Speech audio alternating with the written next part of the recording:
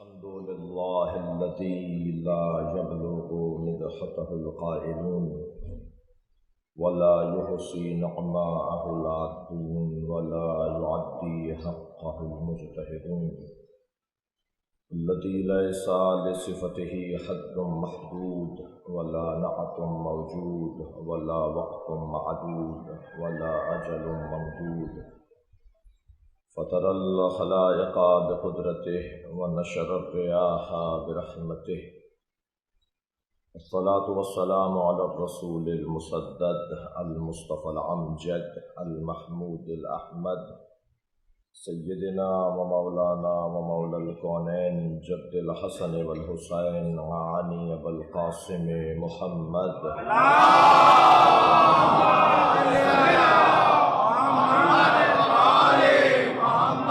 وآله الطيبين الطاهرين المعصومين الذين قال الله إنما يريد الله ليذهب عنكم الرجس أهل البيت ويطهركم تطهيرا.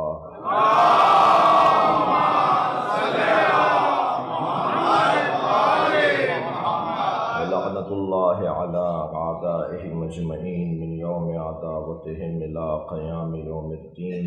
أما بعد، قال الحكيم في القرآن الكريم: بسم الله الرحمن الرحيم. والعصر إن الإنسان لفي خسر إلا الذين آمنوا وعملوا الصالحات وتواصوا بالحق وتواصوا بالصبر.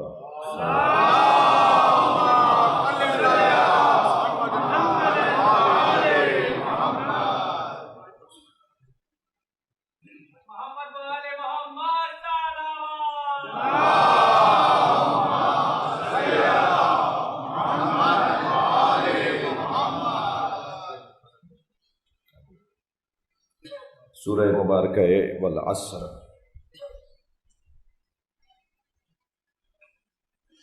ابتدائی میں آپ سب کی سلامتی کے لیے اور مراجع تقلید بالخصوص حضرت آیت اللہ سیستانی رہبر انقلاب اسلامی حضرت آیت اللہ خامنئی، ہمارے مہمانان گرامی جمہوریہ اسلامی ایران کے ذمہ داران کراچی کے تشریف فرمائے، شاعر محترم جناب زیدی صاحب، ہمارے جناب فاروق ستار صاحب، شخصیات، آپ سب کی سلامتی کے لیے ان ایام میں خاص طور پر جو ہماری حاضری ہے اس کی قبولیت کے لیے برندر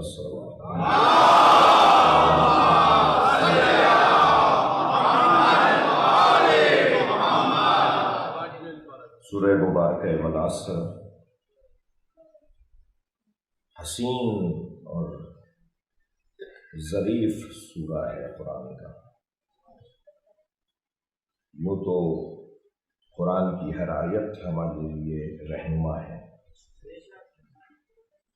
اور یہ کلام الہی بات کرتا ہے، بولتا ہے۔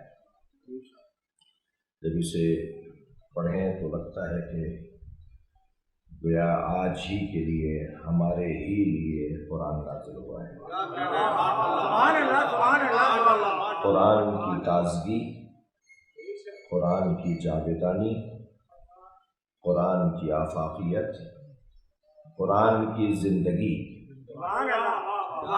زندہ کلام، اللہ کا یہ کلام۔ اس نے دو طرح کی آیات محکمات اور آیات متشابہات اس لیے بھی قرار دیں کہ ہمیں محتاج مصطفیٰ بنایا جائے۔ اس نے قرآن مجید میں کہیں کہیں تو اس بات کا شدت سے احساس دلایا کہ تم میرا یہ کلام پڑھو مگر مصطفیٰ کے ذریعے پڑھو۔ بھئی ہر عربی جاننے والا تلاوت کر لیتا، ہر عرب دان، عربی دان تلاوت قرآن کر لیتا. یہ نبی کے 4 کاموں میں سے والذی بعث فیہم رسولا منہم والذی بعث رسولا منہم یتلو علیہم آیاتہ ویزکیہم ویعلمہم الکتاب والحکمہ. یہ نبی کے 4 کام جو اللہ نے بعثت کا مقصد بیان کیا. یتلو علیہم آیات، ایک کام نبی کا، پہلا کام نبی کا یہ کہ اللہ کی آیات کی بھی تلاوت کریں. تو کوئی بھی کر لیتا، خاص طور پہ عربوں کے لیے تو یہ کوئی بات نہیں تھی جی. لیکن عزیزو،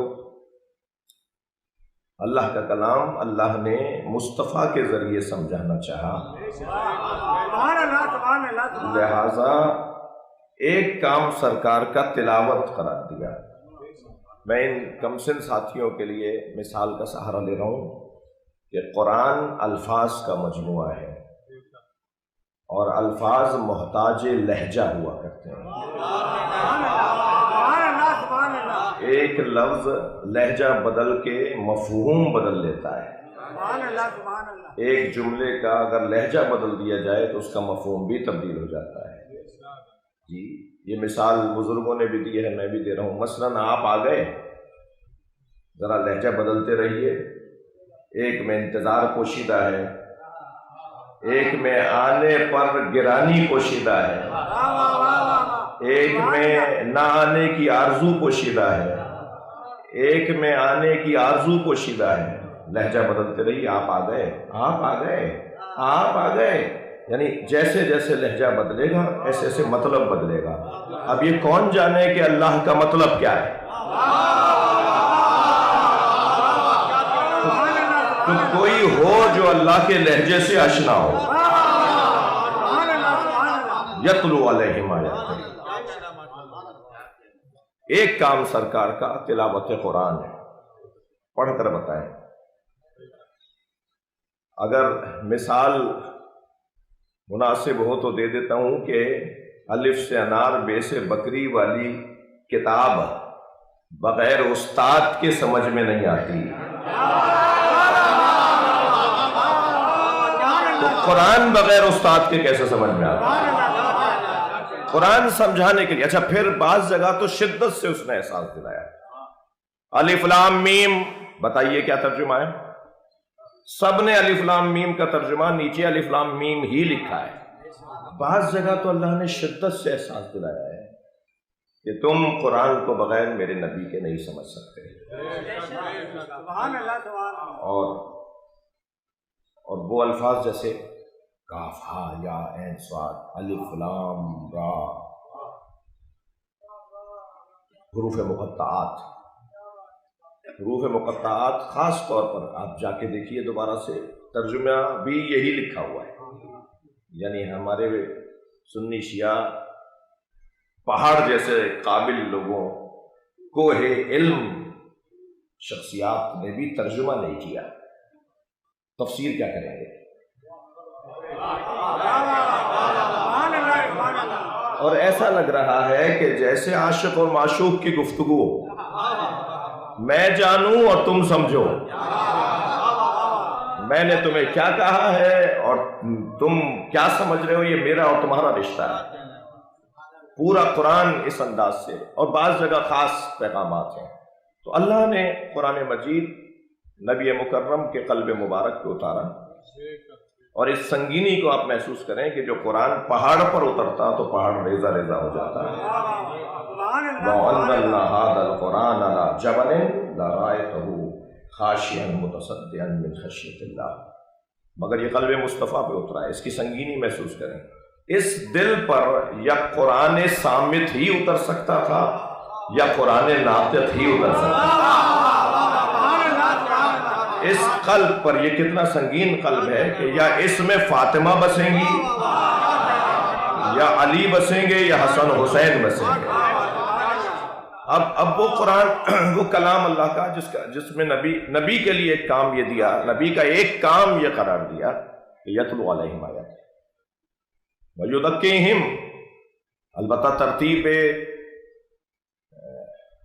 امور نبوت امور رسالت میں تلاوت کے بعد تزکیہ ہے، وَيُعَلِّمُهُمُ الْكِتَابَ بعد میں، وَالْحِکْمَةَ بعد میں، یعنی پہلے طہارت ہے، پہلے صفائی ہے، پہلے آمادگی ہے، پہلے زمین کی ہمواری ہے، پھر کاشتکاری ہے، پہلے دل کو آمادہ کریں، پہلے ان کے قلوب کا امتحان مکمل ہو، پھر اس کے بعد اس کے اندر تعلیم کتاب آئے۔ تو تزکیہ نفس، اصلاح نفس، یہ سبب بنے گا کہ پھر علم اس کے اندر آنے لگے۔ ہم جس علم کی بات اس ممبر سے کریں گے وہ علم معلومات کا ذخیرہ نہیں ہے، وہ علم نور ہے جو انسان کے رویوں سے جھلکے گا، جو اس کے انداز زندگی سے پتہ چلے گا کہ اس کے پاس علم ہے۔ ورنہ یہی علم وبال جان ہے، یہی علم حجاب اکبر ہے، یہی علم تکبر کا ذریعہ ہے، یہی علم فساد کا ذریعہ ہے۔ لیکن اگر علم تزکیہ نفس کے ساتھ ہو تو پھر یہی علم اصلاح کا ذریعہ ہے، یہی علم امن کا ذریعہ ہے۔ تو اصل علم کا مسئلہ نہیں ہے، اس ظرف کا مسئلہ ہے۔ ظرف کی آمادگی اس علم کے رویوں کو اور اس علم کے اظہار کو بدل دے گی۔ یعنی ایک ساتھ دو طرح کے عالم بیٹھے ہوتے ہیں، ایک وہ جس کا تزکیہ ہو چکا ہوتا ہے، ایک وہ کہ جس نے تزکیہ نہیں کیا ہوتا۔ دونوں خود پکار کے بتا رہے ہوتے ہیں کہ کون سا ہے جس کا ظرف طاہر تھا پھر علم آیا، اور کون سا عالم ہے دانشور ہے کہ جس نے علم حاصل کیا ہے کسی بھی مقصد کے تحت۔ تو نبی مکرم کے اس کام میں ایک کام حکمت کی تعلیم، کتاب کی تعلیم۔ قرآن مجید پر عمل ممکن نہ ہوتا اگر ہمارے پاس نہج البلاغہ نہ ہوتی۔ یعنی اگر میں اپنے الفاظ میں کہوں کہ قرآن کی عملی تفسیر کو نہج البلاغہ کہا جاتا ہے، یہ آسمانی پیغام یا آفاقی پیغام کیوں کر قابل عمل ہے، اسے مولا کائنات نے بیان کیا ہے۔ لہذا جب ہم قرآن اٹھا کر دیکھتے ہیں، قرآن کھولتے ہیں تو ایسا لگتا ہے جیسے اللہ بات کر رہا ہے، نہج البلاغہ کھولیں تو ایسا لگتا ہے علی بول رہے ہیں۔ والعصر، اپنے مضمون پر والعصر، قسم ہے عصر مصطفیٰ کی۔ شہید مطہری نے اس عصر سے عصر مصطفیٰ مراد لی ہے، 23 برس کی نہیں، 63 برس کی۔ وہ بھی نبی کی عمر 63 برس کی نہیں ہے، ہماری عمر 63 برس کی ہے۔ سرکار کی نبوت کی عمر 63 برس کی نہیں ہے، امت کی عمر 63 برس کی۔ نبی 40 سال کے بعد نبی نہیں ہوئے، ہمیں آنے میں دیر لگی ہے، ورنہ علی جانتے ہیں کہ یہ کب سے نبی ہے۔ جی خاص لوگ جانتے ہیں کہ یہ کب سے نبی ہے۔ تو یہ جو عصر مصطفیٰ ہے اس کی اللہ قسم کھا کر، اور عصر عاشور، اور ان دونوں میں تضاد نہیں ہے، یہ بات ہو چکی ہے۔ قسم ہے عصر مصطفیٰ کی، ان الانسان لفی خسر، مطلق انسان کی بات ہو رہی ہے۔ یہ پھر آپ بعد میں تقسیم کریں کہ انسان کی قسمیں کتنی ہیں، انسان کے جلوے کتنے ہیں، انسان کے روپ کتنے ہیں۔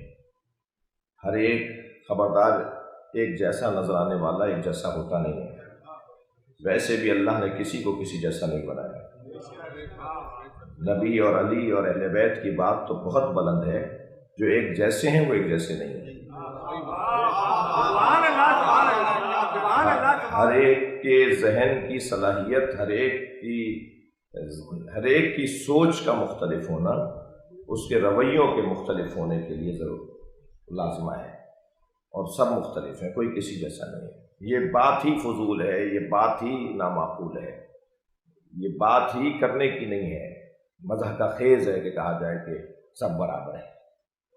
کیا مذاق ہے انسان کی شخصیت کے ساتھ کہ کہہ دیا جائے کہ سب برابر ہے۔ کیا مذاق ہے انسان کی شخصیت کے ساتھ کہ کہہ دیا جائے سب مساوی ہیں، سب ایک جیسے ہیں؟ یہ ممکن ہی نہیں ہے، یہ مذاق ہے، یہ توہین ہے۔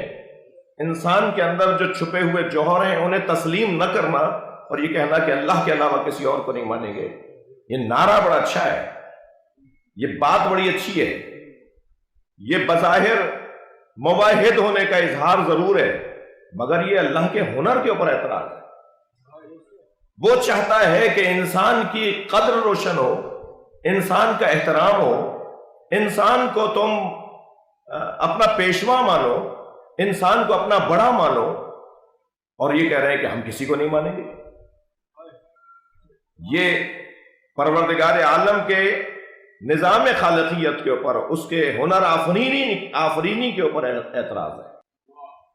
اس نے ایسی ایسی باصلاحیت شخصیات کو بنایا۔ آ جائیے کل کے مضمون کے ساتھ، یہ والعصر کی قسم ہمیں انسان اکمل کی طرف رہنمائی کر رہی ہے، اور انسان اکمل آیت اللہ جوادی عملی نے تقسیم کی ہے کہ انسان کامل نہیں، انسان اکمل۔ انسان نما، انسان کامل، انسان اکمل۔ وہ جو انسان دکھائی دیتا ہے مگر حقیقت میں جانور ہے، وہ جس کا نفس لوامہ زندہ ہے وہ انسان ہے، اور وہ جو اس منزل سے گزر کر ایک بہتر منزل میں آ گیا وہ انسان کامل ہے، اور جو ان سب انسانوں کے لیے ہمیشہ رہنما رہے گا وہ انسان اکمل ہے۔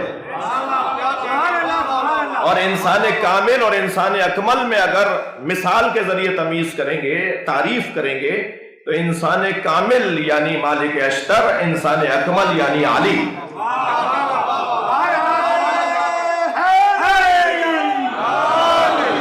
انسان کامل یعنی سلمان فارسی، اور انسان اکمل یعنی محمد مصطفیٰ صلی اللہ علیہ وسلم۔ اور اس انسان اکمل کا ہر زمانے میں ہونا ضروری ہے۔ کوئی ہو جو اللہ اور بندے کے درمیان واسطہ بنے، کوئی ہو جو یہاں کا پیغام وہاں لے جائے اور وہاں کے احکامات یہاں لے آئے، جسے قرآن اس انداز سے یاد کرتا ہے، الم تری کیف ضرب اللہ مثلا کلمۃ طیبۃ کشجرۃ طیبۃ اصلھا ثابت، کل کی بات سے مربوط کر رہا ہوں، اصلھا ثابت وفرعھا فی السماء۔ وہ جس کی جڑیں بہت مضبوط ہیں، چھوڑ کے نہیں جائے گا یہ۔ تم اپنے ظلم کی حدیں گزار دو، یہ میدان نہیں چھوڑے گا۔ تم ہر طرح کا کام کر لو مگر یہ شجرہ طیبہ میدان چھوڑ کر نہیں جائے گا۔ یہ تو ہمیں کہہ رہا ہے کہ مجھے دیکھتے رہو اور میدان میں ڈٹے رہو۔ یہ انسانیت کو وقار دلانے کے لیے، احترام دلانے کے لیے آیا ہے۔ جانوروں کی طرح کبھی وہاں بھاگ گئے اور کبھی وہاں چلے گئے؟ جی، نامفہوم زندگی، ابہام پر مشتمل زندگی، مبہم زندگی، یہ نہیں چاہتا کہ یہ انسان ایسے گزریں، ایسے چلیں، ایسے بڑھیں۔ اگرچہ مشکل ہے، اگرچہ بہت مشکل ہے، یہ چند ہی لوگ نکلتے ہیں۔ ان لوگوں کو بھی تعداد کا شوق نہیں ہے، مجمع لگانا ان کا مطلب ہی نہیں ہے۔ یہ گھرانہ نہیں چاہتا کہ تعداد میں لوگ زیادہ ہوں، یہ کمیت پر توجہ نہیں دیتے، یہ کیفیت پہ توجہ دیتے ہیں۔ کوئی ضروری نہیں ہے کہ 2000 لوگ ہوں تو صاحب بہت بڑا مجمع ہے، کہا نہیں 5 ہوں مگر کام کے ہوں، کم ہوں لیکن قابل ہو، کم ہوں لیکن انسان ہو۔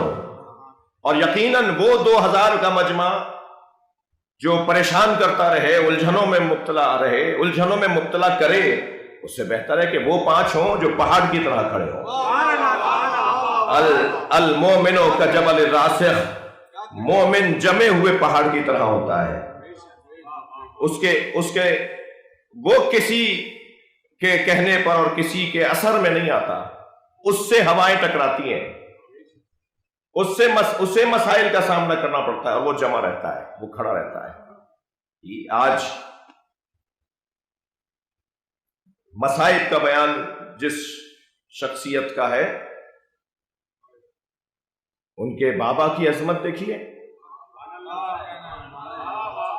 جب ایک جنگ میں مولا نے فرمایا جاؤ اس اونٹنی کے گھٹنے کاٹ کر آؤ تاکہ ہودج گرے اور جنگ ٹھنڈی پڑے، تو بھیجا تو محمد حنفیہ کو تھا، بیٹا جاؤ جا کر اس اونٹنی کے گھٹنے کاٹو، اتنے لوگ مر رہے ہیں، اتنا نقصان ہو رہا ہے.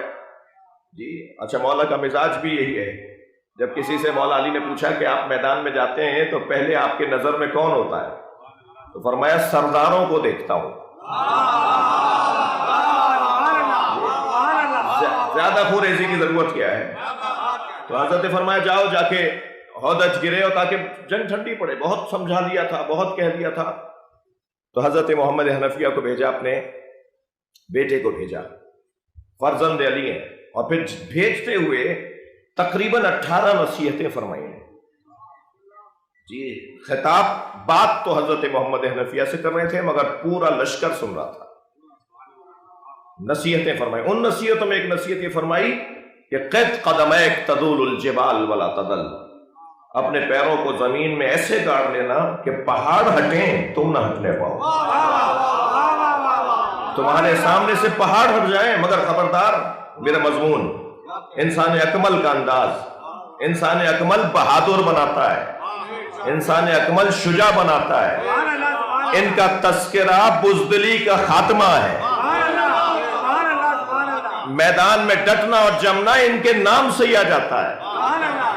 جی وہ فاروق بھائی، ایک سردار جی کا میں نے دیکھا کلپ، وہ کہہ رہے تھے کہ میرا پوتا روزانہ آتے جاتے صبح شام اچھلتے کودتے بھاگتے اور دوڑتے آوازیں لگاتا یا علی یا علی. ایک سکھ تو کہنے لگے، میں نے اپنے پوتے سے پوچھا بیٹا تم یہ یا علی کے نعرے کیوں لگاتے ہو؟ کہنا دادا کیا کروں، جب میں یا علی کہتا ہوں میرے اندر طاقت آتی ہے.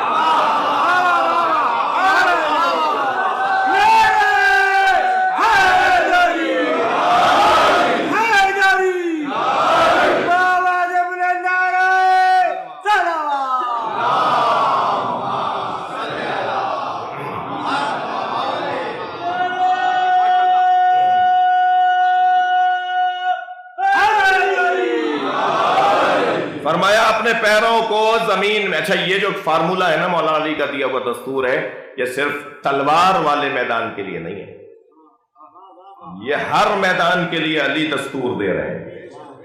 پڑھائی کا میدان ہو، نوکری کا میدان ہو، کاروبار کا میدان ہو، سیاست کا میدان ہو، بہت کوشش کر رہے ہیں آپ، ہر میدان کے اندر ڈٹے رہیے.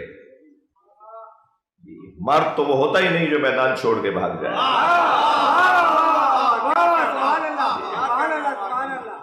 میں ایک بات کہہ رہا ہوں، اس کو قصداً تکرار کرتا ہوں اپنی تقریروں میں، کہ 3 لوگوں کو تو یا علی مدد بولنا ہی نہیں چاہیے، 6 دفعہ سوچنا چاہیے نعرہ حیدری لگانے سے پہلے. وہ 3 لوگ کون ہیں؟ پہلا وہ فرد جو بزدل ہو. بزدلوں کا علی سے کوئی تعلق نہیں. کمزور دلوں کو علی کے ساتھ اگر جڑنا ہے تو دل مضبوط کرنا پڑے گا. ویسے ہی یہ تذکرہ دل مضبوط کر دیتا ہے. بزدل کا کوئی تعلق علی سے نہیں. ڈرپوک، بزدل، ہمت ہار جانے والا، ہاتھ پیر جس کے کانپنے لگیں، جسے بات کرنا نہ آتی ہو، بزدل مولا علی والا نہیں ہو سکتا. دوسرا وہ شخص جسے 6 دفعہ سوچنا چاہیے وہ ہے کنجوس. کنجوس کا علی سے کوئی تعلق. تیسرا تنگ نظر، گھٹے ہوئے دماغ کا انسان، چھوٹی باتوں میں مبتلا، جی سطحی سوچ رکھنے والا، دیواریں اور فصیلیں کھڑی کرنے والا، دروازے بند کرنے والا، نفرتوں کے علاوہ کوئی بات جسے آتی نہ ہو، تنگ نظریوں کے علاوہ جو بولتا ہی نہ ہو، ہمیشہ منفی سوچتا ہے، ہمیشہ غلط سوچتا ہے، ہمیشہ خود بھی اور دوسروں کو بھی پریشان رکھتا ہے. تنگ نظر علی والا نہیں ہوتا.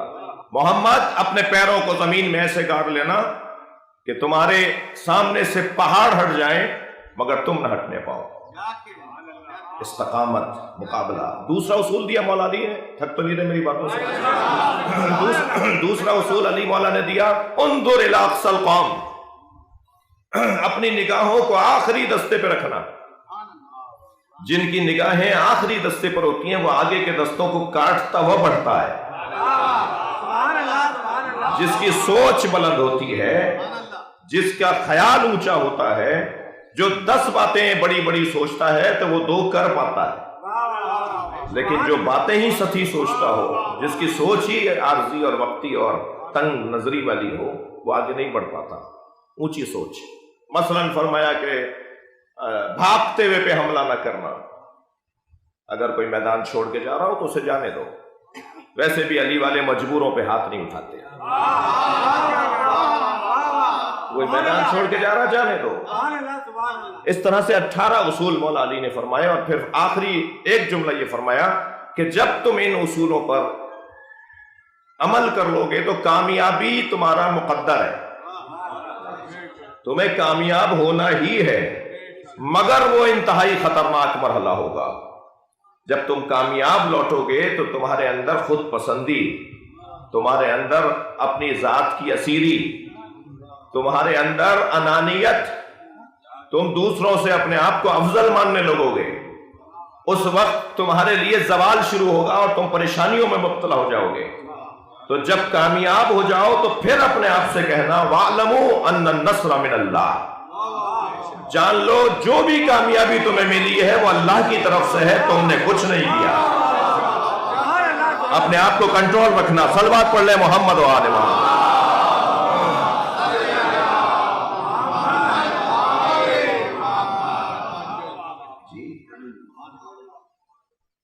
وہ زمانہ، وہ شجرہ طیبہ جس کی اصل اور جڑ مضبوط ہے، وَفَرْعُهَا فِي السَّمَاءِ، اور اس کی شاخیں آسمانوں میں. تُؤْتِي أُكُلَهَا كُلَّ حِينٍ، یہ ہر موسم میں پھل دیتا ہے. یہ درخت ہی کچھ ایسا ہے جو کبھی سوکھتا ہی نہیں. اور پھر اس کی جو ضد ہے، کلمتن خبیثتن کلمتن خبیثتن کشجرتن خبیثہ، وہ کلمہ خبیثہ شجرہ خبیثہ کی طرح ہے. اچھا، شجرہ خبیثہ کی اللہ نے ایک ہی صفت بیان کی، کچھ تُسْقَطُ مِنْ فَوْقِ الْأَرْضِ، وہ زمین کے اوپر سے اٹھتا ہے. مَا لَهَا مِنْ قَرَارٍ، اس کو کوئی قرار نہیں ہے. یہاں سے ہوا کا جھونکا آیا، وہاں جا پڑا، وہاں ہوا نے رخ بدلا تو یہاں آ پڑا. یہ روزانہ اپنے حلیے بدلتا ہے، یہ روزانہ اپنے نظریے بدلتا ہے. یہ شجرہ خبیثہ اور شجرہ طیبہ کی یہ صفات. شجرہ طیبہ در حقیقت والعصر، در حقیقت عقیدہ توسل پر ہماری رہنمائی ہے. اللہ چاہتا ہے کہ کسی کو میرے اور اپنے درمیان واسطہ بناؤ. دیکھیے، عمومی ممبر ہے، مائک پر بات ہو رہی ہے، چھوٹے بچے بھی آئے ہوئے ہیں، تو مجھے اجازت دیں کہ بعض اوقات ایسی کوئی مثال جو صرف ذہن کو قریب کرنے کے لیے ہو. آپ کے ہاں رائج ہے، سیاسی شخصیات بھی تشریف فرما ہے، آپ کے ہاں رائج ہے کہ اگر آپ کو کہیں اپنی حیثیت منوانی ہو، یہ مروجہ سیاست کی بات کر رہا ہوں، تو آپ پاور شو کرتے ہیں. آپ ایک اجتماع بناتے ہیں، ایک کوئی ریلی ویلی، کوئی اجتماع، اور اس کے بعد پھر آپ اظہار کرتے ہیں کہ آپ مانے جاتے ہیں، آپ کی کوئی حیثیت ہے. جی، انسان ہے نا. یہ بہت ساری چیزیں جو روحانی، مانوی، علمی تھیں، اس سے شاید نہ مانتا بات، تو اللہ نے نبی کو معراج پہ بلایا. گئے تو سرکار 100 سے زیادہ مرتبہ تھے، بلکہ میرا عقیدہ، میرا روایات کی روشنی میں یہ سوچ ہے کہ جب چاہتے تھے چلے جاتے تھے. سرکار کئی مرتبہ، 100 سے زیادہ مرتبہ معراج پہ گئے، مگر وہ ایک مرتبہ اللہ نے جس اہتمام کے ساتھ بلایا ہے، جس طریقے سے بلایا ہے، وہ ان انسانوں پر اثر ڈالنے کے لیے بھی ہو سکتا ہے جو اب تک نہیں مان رہے تھے. صلوات پڑھنے ذرا محمد و آل محمد.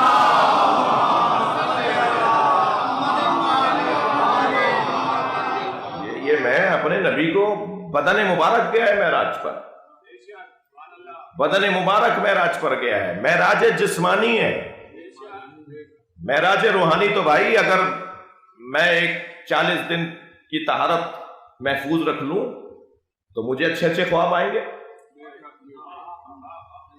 صرف 40 دن، من اخلص للہ 40 یوما، جو صرف 40 دن تک خالص اور مخلص ہو جائے اور طہارت نفسانی اور طہارت روحانی اور طہارت قلبی کو حاصل کر لے تو اسے اچھے اچھے خواب آئیں گے. تو وہ کہے گا جی میں بھی معراج میں گیا تھا، بدن تو بستر پہ سو رہا تھا. یہ کون سے کمال کی بات کر رہے ہو؟ یہ تو کوئی بھی حاصل کر سکتا ہے. سرکار کی معراج روحانی ہی نہیں تھی، سرکار کی معراج بدنی تھی، جسمانی تھی. سرکار کا جسم مبارک گیا ہے معراج پر، اور جسے ایسے سیر کروائے اللہ وہ یہاں سے وہاں جائے اور وہاں سے یہاں آئے، جس کے زمین چھوڑنے پر سب کچھ منجمد ہو جائے، پلٹے تو روح کی طرح زمین متحرک ہو جائے. اس کی اس حیثیت کو دکھا کر شاید اس وجہ سے، اور ہوا ایسا. میں آپ ذرا معراج سے متعلق روایات کو دیکھیے، ایسا ہوا ایک بہت بڑی تعداد میں جو نبی کو نہیں مان رہی تھی وہ معراج کے بعد مجبور ہوئی ماننے پر. سرکار نے رات کا قصہ بتایا، رستے میں وہ اونٹوں والا واقعہ بتایا جی کہ ایسا ہوا ہی نہیں ہوا، تمہارے اونٹ گم ہو گئے تھے، فلاں جگہ پر تمہارا قافلہ تھا. جو بعد میں آیا سرکار کی معراج کے بعد، نبی نے اس رات میں جو کچھ ہوا مختلف آبادیوں میں وہ بتا دیا. ایک بڑی تعداد میں سرکار کئی معترف ہوئی نبی کی حیثیت کی، نبی کے مقام کی، اور مسلمان ہوئے، گویا مانا نبی مکرم کو. تو یہ یہاں سے وہاں کا تعلق اور وہاں سے یہاں کا تعلق، یہ وسیلے کا جو ایک شخصیت، ایک انسان اکمل جو ہمیں ہمارے اور اللہ کے درمیان واسطہ بنے، یہ والعصر اس کی طرف ہماری رہنمائی ہے. دیکھیے ایک روایت سے مستفاد ہے کہ وہ ہمارا شیعہ نہیں ہے، وہ ہمارا محب نہیں ہے، وہ ہمارا چاہنے والا نہیں ہے جو یہ 3 عقیدے نہ رکھتا.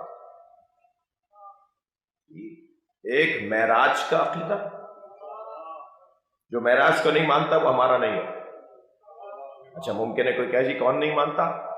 قرآن کی آیت ہے، سورہ پورا، کیسے نہیں مانے گا کوئی؟ نہیں، وہ ماننے والی جو بات ہو رہی ہے وہ جسمی معراج کی بات ہو رہی ہے، وہ بدنی معراج کی بات ہو رہی ہے. سب مانتے ہیں مگر روحانی معراج کو ایک تعداد روحانی معراج کو، بڑی تعداد جسمانی معراج کو مانتی ہے.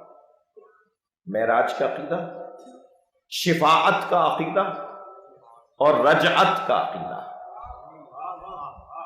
جو یہ 3 عقیدے نہیں رکھتا وہ اپنے عقیدے کی نظر ثانی کرے، اپنے اوپر نظر ثانی کرے. رجعت، معراج، شفاعت، ان تینوں کا مشترکہ نقطہ نکالیے، وہ ہے وسیلہ. معراج بھی ہمیں اللہ اور بندوں کے درمیان واسطے کا پتہ دیتی ہے، شفاعت بھی اللہ اور بندوں کے درمیان واسطے کا پتہ دیتی ہے، اور رجعت کا تو مطلب ہی حاکمیت الہیہ ہے. ورنہ بھائی شیطان کامیاب ہو گیا معاذ اللہ. اگر رجعت کے عقیدے کو نہیں مانیں گے تو گویا شیطان کامیاب ہو گیا. اس نے طول تاریخ میں اپنی منمانی کی، اپنی پسند کے لوگ بنائے، اس نے اپنے ہی لوگ بناتا رہا اور اس کے ہی لوگ تھے دنیا میں. اللہ کا نظام کہاں کامیاب ہوا؟ رجعت کے ذریعے اللہ اپنی قدرت کا مظاہرہ کرے گا. کر لیا، کھا پی لیا، عیش عشرت کی زندگیاں گزار لیں، تم نے صدیوں سے ہزاروں سال سے اپنی منمانی کر لی، اب اللہ اپنی قدرت دکھائے گا.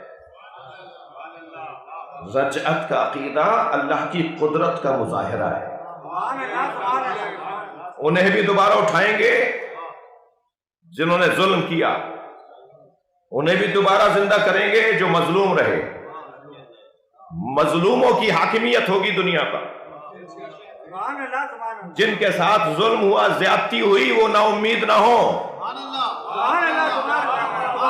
جو مظلوموں کے پرستار ہیں، مظلوموں کے حمایتی ہیں، وہ نا امید نہ ہو. مستقبل مظلوموں کا ہے. بھائی ایک جملہ ہدیہ کر رہا ہوں، شاید اہل دل کے لیے قابل پسند ہو، ظالم کا آج ہوتا ہے، مظلوم کا کل ہوتا ہے۔ آج جیسے تیسے گزار لو، کل تمہارا ہے۔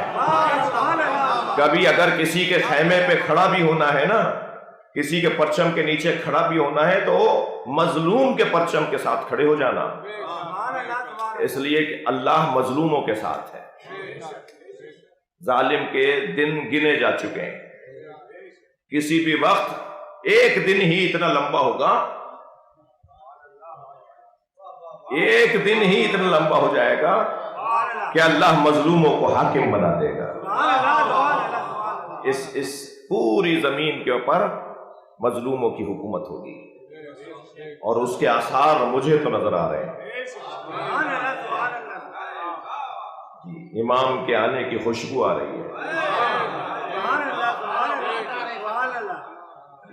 اچھا، میرے سنی بھائی جو تشریف فرمائے ان کو پتہ ہے، مگر میں دوہرا رہا ہوں کہ عقیدہ مہدویت صرف شیعوں کا عقیدہ نہیں ہے، عقیدہ مہدویت مسلمانوں کا عقیدہ ہے۔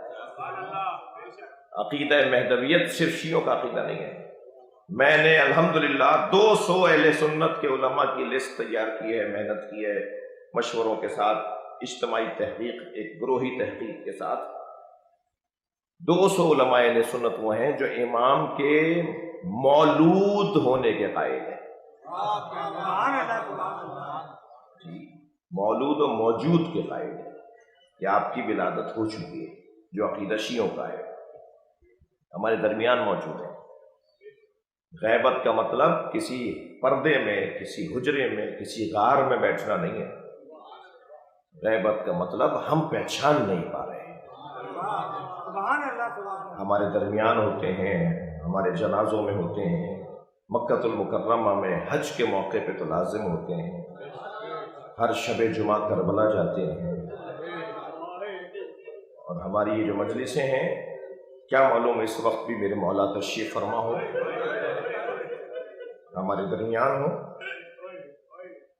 ہمارے اس ذوق شوق تازگی، اس محبت کو دیکھ رہے ہوں، پہچان لیں گے ہمیں اس وقت میں کہ جب ان کی حاکمیت ہوگی۔ تو غیبت کا مطلب یہ نہیں ہے کہ غیبت کا مطلب ہے ہم پہچان نہیں پا رہے، جس دن پہچاننے لگیں گے وہی ظہور کا دن ہوگا۔ ظہور امام زمانہ علیہ السلام، بلند ترین صلوات۔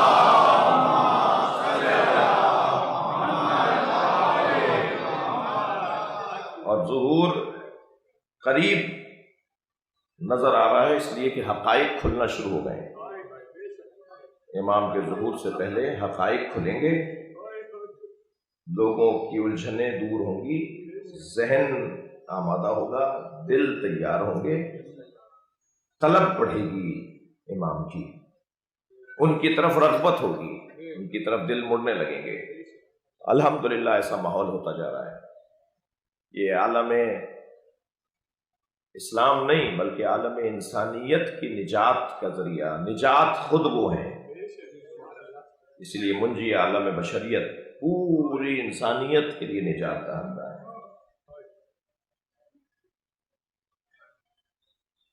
جب آپ بلند آواز سے روتے ہیں نا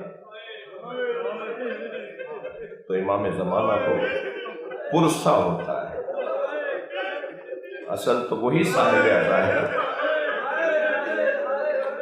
اصل تو وہی صاحب عزا ہے، ان کے جد حسین کے ایام ہیں۔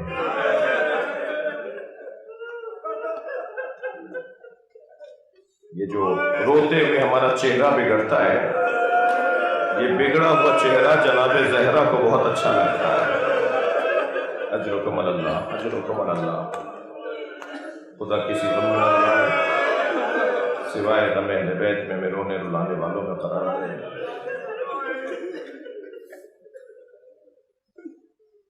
نبی کے دو بیٹے، دو فرزند، سبط اکبر اور سبط اصغر۔ سبط اکبر امام حسن، دونوں مشابہ ہیں نبی کے، شبیہ مصطفیٰ ہیں، بلکہ امام حسن کی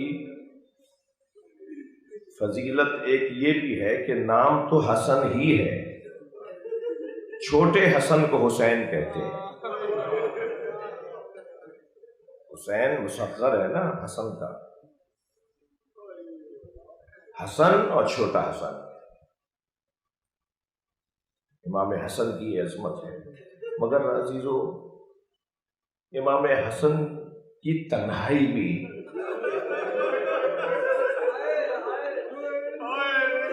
رلا ڈالتی ہے۔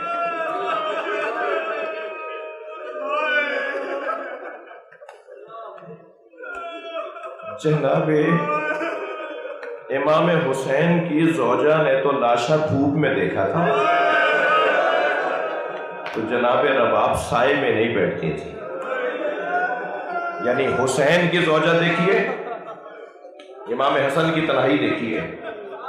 جناب رباب نے امام حسین کا لاشا دھوپ میں دیکھا تھا،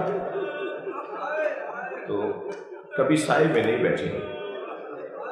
ابو حمزہ صومالی، دعائے ابو حمزہ جن کی ہم پڑھتے ہیں ماہ مبارک رمضان میں، وہ واقعہ کربلا کے بعد امام سجاد کی خدمت میں آئے، کنیز نے صحن خانہ سے گزار کر امام کے حجرے تک پہنچایا۔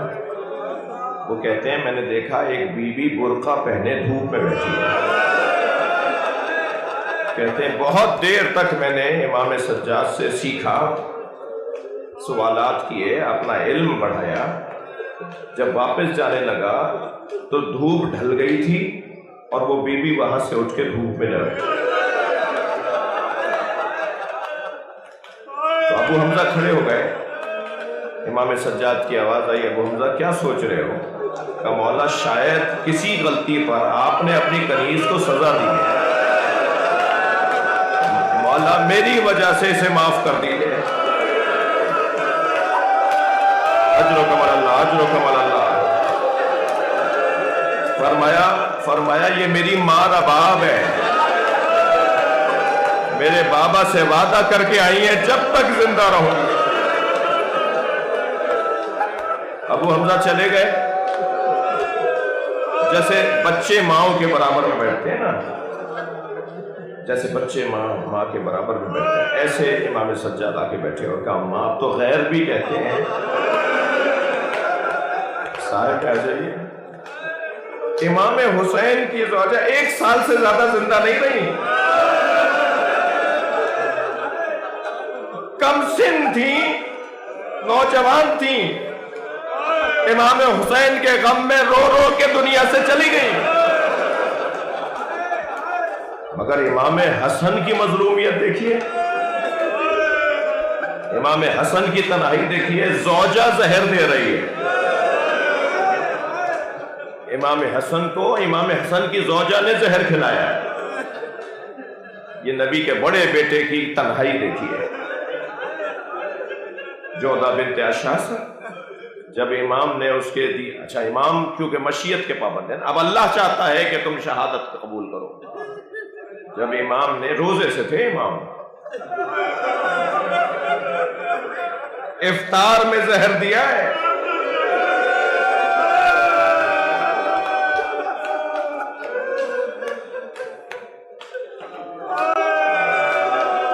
اجرکم اللہ۔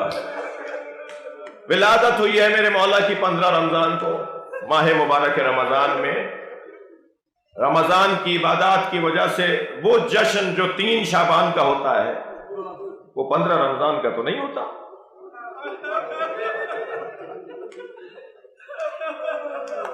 واجبی سا جشن منایا جاتا ہے، بس یاد کر لیتے ہیں چاہنے والے، کیونکہ عبادات میں مصروف ہیں، روزے ہیں، قرآن کی تلاوت ہے۔ جس انداز سے امام حسین کو یاد کیا جاتا ہے ایسا تو امام حسن کو یاد نہیں کیا جاتا۔ امام حسن کی تنہائی دیکھیے، رو رہے ہیں نا آپ۔ امام حسین کا روزہ دیکھیے اور امام حسن کی قبر دیکھیے۔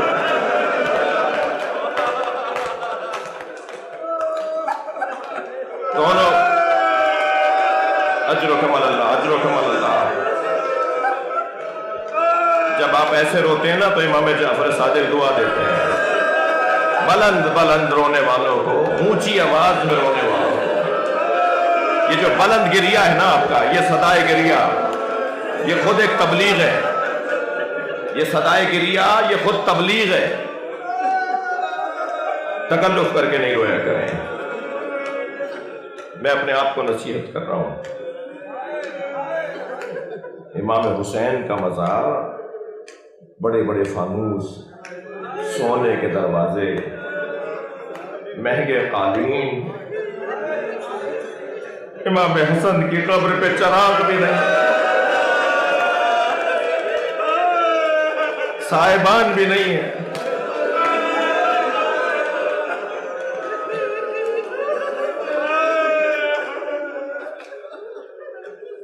تین بیٹے ہیں کربلا میں امام حسن کے، حسن مسنہ ہیں، عبداللہ ابن حسن ہیں، اور قاسم ابن حسن ہیں۔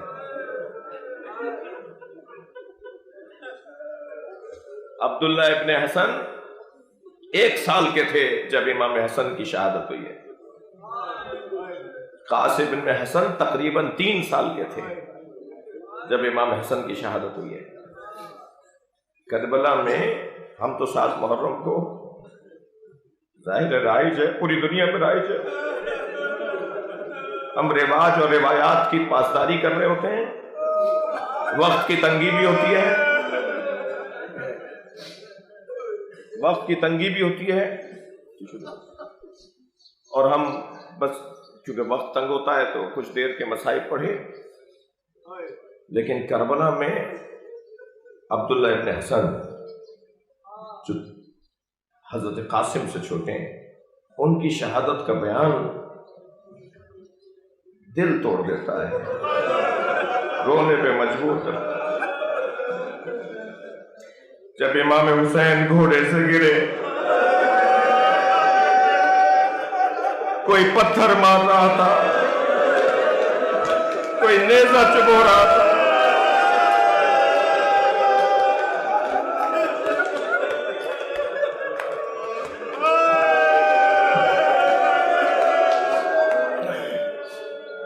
تو حضرت عبداللہ ابن حسن امام حسن کے چھوٹے بیٹے، حضرت قاسم کے چھوٹے بھائی پھوپھی کا ہاتھ پکڑے کھڑے تھے، بلکہ میں لفظوں کو بہتر کروں، جناب زینب نے ہاتھ پکڑا ہوا تھا، تو بیویوں سے چلا کے بولے یہ میرے چچا کے ساتھ کیا ہو رہا ہے؟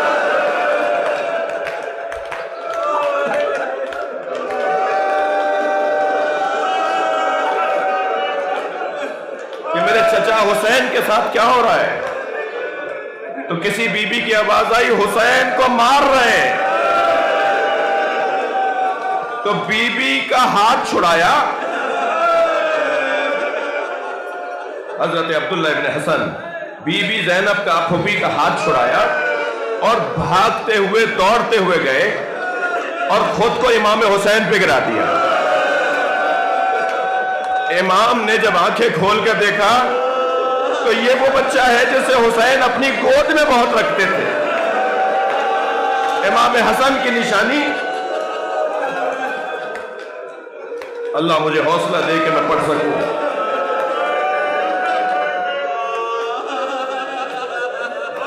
جب امام حسین نے آنکھیں کھول کے دیکھا تو عبداللہ ابن حسن امام حسین کے سینے پر ہیں، ایک شخص نے تلوار اٹھائی امام حسین کو مارنے کے لیے، سخت جملے ہیں مقتل نے لکھے ہیں، اور میں یہ بھی آج آپ کو بتا دوں مقتل کی زیادہ روایات روضۃ الشہداء نامی کتاب میں، وہ اہل سنت کی کتاب ہے۔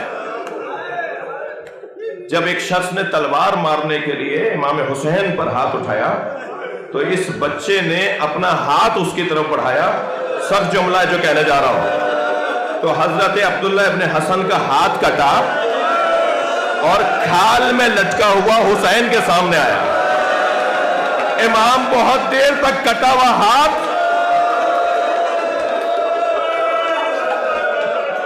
اور سمجھاتے رہے بچے کو، یہ بچہ وہاں شہید ہوا ہے۔ امام حسن کا چھوٹا بیٹا اجرکم اللہ. جلدی نہیں ہے مجھے 5 منٹ اور مسائل پڑھنے کے. شب عاشور امام حسین اصحاب سے فرما رہے تھے کہ کون کیسے شہید ہوگا، اور جو لوگ چراغ بجھانے پر نہیں گئے فرمایا اب تم یقین رکھو کہ تم مارے جاؤ گے. جب چراغ دوبارہ روشن کیا اور کوئی نہیں گیا تو جو لوگ سبھی رہ گئے تو امام نے فرمایا کہ تمہیں اب میں شہادت کی بشارت دیتا ہوں، تم سب شہید ہو جاؤ گے. کچھ عقب میں بیٹھے ہوئے تھے حضرت قاسم. ظاہراً حضرت قاسم یہ محسوس کر رہے تھے کہ یہ گفتگو اصحاب سے ہو رہی ہے. جب امام کی گفتگو مکمل ہوئی تو قریب آ کے فرمانے لگے چچا میرا نام بھی شہیدوں میں ہے. تو پہلے تو امام حسین نے فرمایا بیٹا بتاؤ، لے کے بیٹھ گئے، اپنے بھتیجے کو اپنے ساتھ لے کے بیٹھ گئے. فرمایا بیٹا بتاؤ تمہارے نزدیک موت کیسی ہے؟ تو فرمایا احلا من العسل، چچا جان شہد سے زیادہ شیریں ہے. میں موت کو چاہتا ہوں، مجھے موت چاہیے.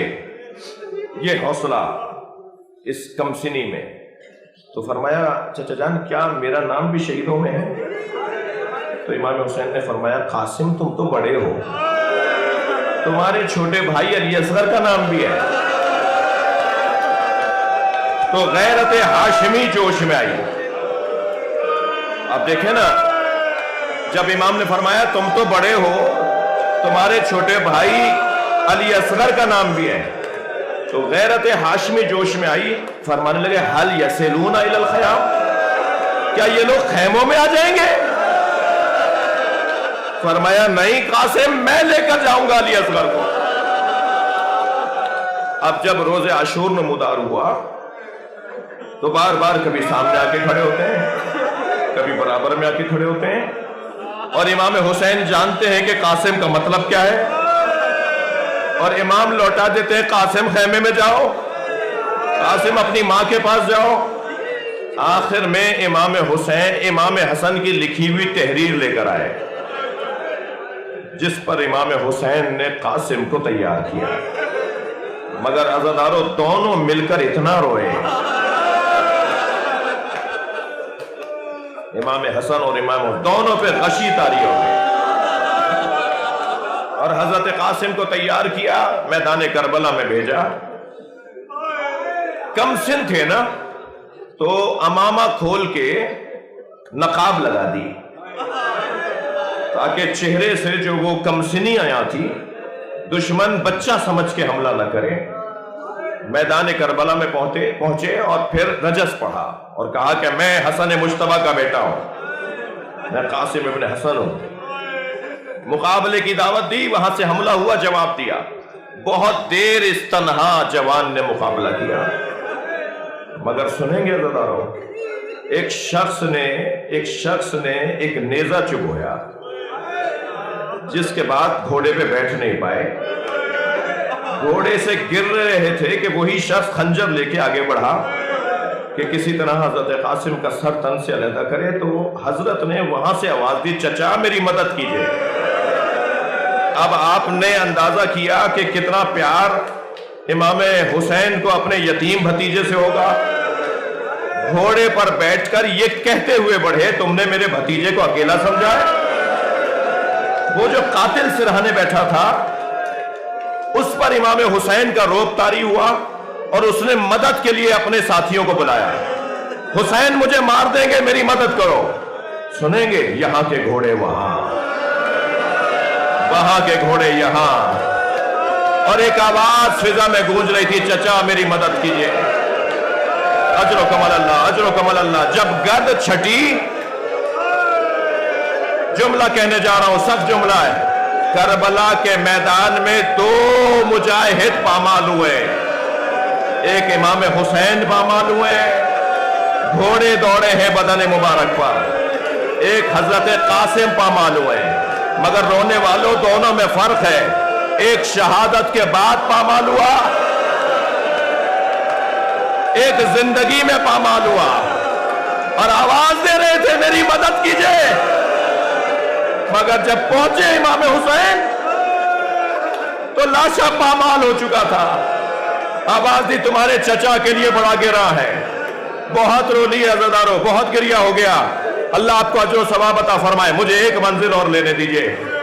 इमाम ने लाशा कैसे उठाया है इसका बयान मुश्किल है, मगर लाशा लेके जब खैमा गाह की तरफ आए ना, तो सारी बीबियां खड़ी थी कासिम के इस्तकबाल को।